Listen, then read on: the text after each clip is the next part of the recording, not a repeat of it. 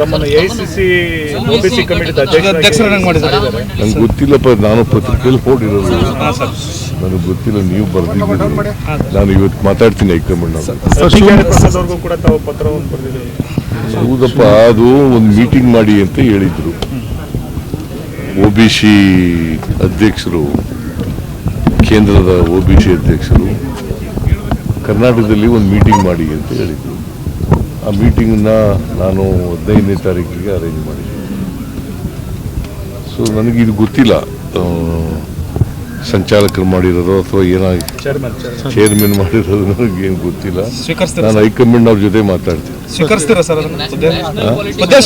ಜವಾಬ್ದಾರಿ ಕೊಟ್ಟಾಗ ಬಿಟ್ಬಿಟ್ಟು ಓಡೋಗದ ನಾನು ಕೇಳಿಲ್ಲ. ಅವರೇ ಗೊತ್ತಿಲ್ಲ ನನಗೆ, ಅವ್ರು ಅನೌನ್ಸ್ ಮಾಡಿದ್ದಾರೆ. ನಾನು ಅವ್ರ ಜೊತೆ ಮಾತಾಡ್ತೀನಿ. ರಾಷ್ಟ್ರ ರಾಜಕಾರಣಕ್ಕೆ ಹೋಗಲ್ಲ ಅಂತ ಇದ್ರಿ, ಈಗ ಹೈಕಮಾಂಡ್ ರಾಜಕಾರಣ ಅಲ್ಲ ಇದು. ಏನಂತ ಪೋಸ್ಟ್ ಕೊಟ್ಟಿದ್ದಾರೆ ಗೊತ್ತಿಲ್ಲ ನನಗೆ. ಯಾಕಂದ್ರೆ ಒಂದೊಂದು ಪತ್ರಿಕೆಯಲ್ಲಿ ಒಂದೊಂದು ಥರ ಇದೆ.